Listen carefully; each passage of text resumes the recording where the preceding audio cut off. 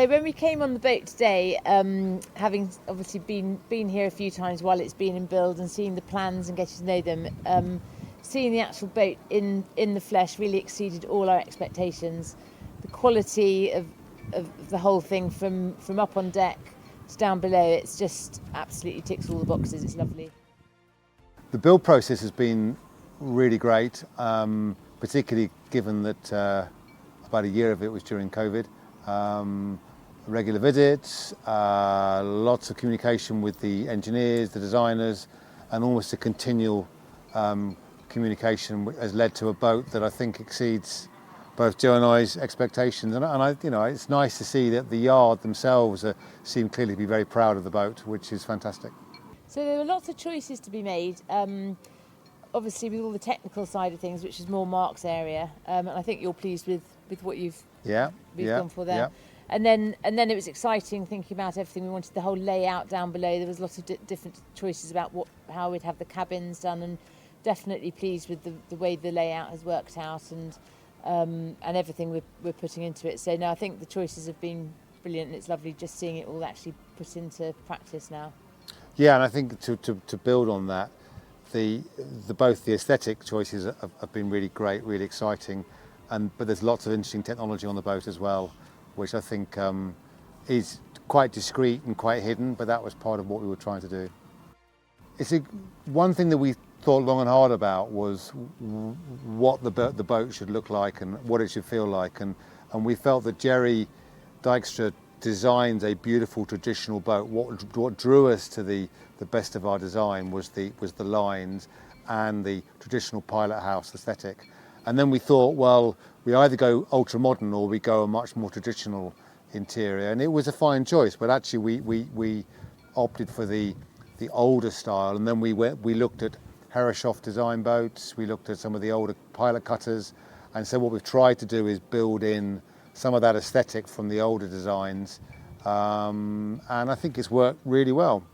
Yeah, and we've also tied it in with the boat's called Luskentyre, which is a place in Scotland which is very dear to our hearts, and we have a cottage up there, and the interior of the boat actually also quite ties in with the style that's predominantly up there in the islands and the old houses, that a lot of wood, V-boarding, and the colours as well. We've really gone, we've made it feel very cosy, and it'll be a very welcoming boat. It's going to go to northern climes, and whenever we go down below, we'll feel really comfortable, and Yeah. So we thought long and hard about the choice of our next boat. We've owned two fabulous GRP boats in the past, really beautiful boats. I think we chose to go for aluminium because we want to take this boat to quite challenging areas, ice, northern climes, and I think if you're going to combine sailing with ice and colder areas, then aluminium is a very sensible choice. It probably also had the advantage you could customise it a little bit more, which has been great. So we've been able to do things more easily with this boat than perhaps with the GRP. And we like the look of it. And actually we like the aesthetic. We like the unpainted aesthetic. It looks great. We were talking earlier when we were looking around, and we were looking out one of the portholes, and it's the first time we've actually seen the portholes because they've been covered up before. And I said to Mark, just think of all the different things we're going to see out of that porthole. So we're really looking forward to just setting sail, going to different parts of the world that we've never been to before, and bringing the family on board, and just getting out on the water and just having the wind in our hair and just sailing again.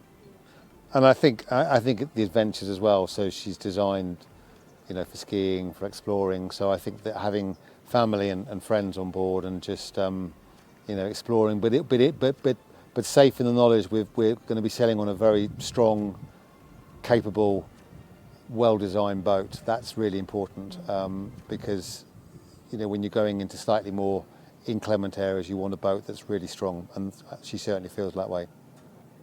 I think the build process has been good. I think it was obviously made more complicated by COVID. I think sometimes perhaps communications could be improved a little bit in terms of going through changes and responding to emails and whatever else but I also think that this is a hugely complex construction. I mean, this is just a completely unique build. I think it's always been a real pleasure coming to the yard, and exciting, at the beginning coming in and just being in the offices, and then gradually every time we came, seeing as she was starting to be built in the different areas, and going into the paint room that time, seeing the work that they were doing to just get the exactly the right finish we wanted on the woodwork down below. Talking about communication, I mean, thank goodness that you all speak such good English, because our Dutch is non-existent. Yes. I've been really impressed with the whole everything here. Yeah. No, I think it would be hard to find faults. I mean, if you were really nitpicking, then we might. But no, I think it's. And what has been really nice is that each team member, from the joiner in the joinery shop through to the welding team, to the design team, engineering, they've all been great, and I think they've really got what we've been trying to do. So I think what's been nice is that they appear to be fiercely proud of what they've created, and I think that adds to our experience, is that they like what they've designed and built. Joe, what are our plans? Well, we've got a stove on board, so we're going to be going to cold places, but we've also got air conditioning, so we're going to go to some hot places.